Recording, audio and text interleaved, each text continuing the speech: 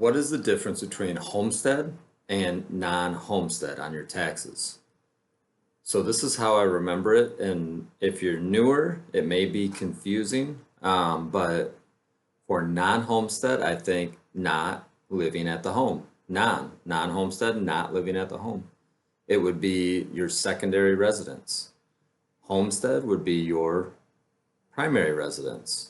So the biggest difference here is how much taxes you're going to pay. So in the state of Michigan, and I think in all states, it's based on millage rates, right? There's a calculation and it's based on the millage rates in your school district.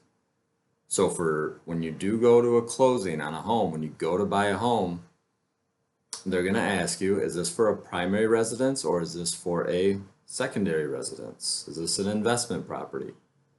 So when you go to sign the closing documents, if it is a primary residence, you'll have a principal resident document, a principal resident exemption document that you'll sign.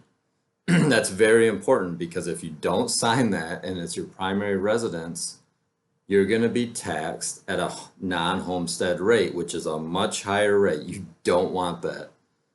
So that's very important. If it is your primary residence, make sure you sign a principal residence exemption document at your closing.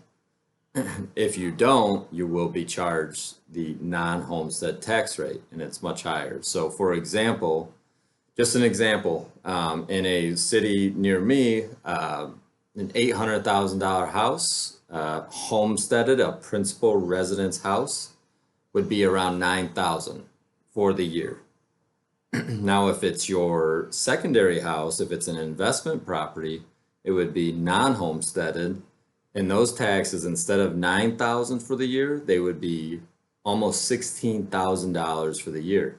So it's a big difference. So it's very important that you do, if it is your primary residence, that you do sign the principal resident exemption document. So that's the biggest difference between the two, is the taxes that you're going to pay, and it's a big difference. So if you enjoy this content, follow X Home Builds. We'll see you next time.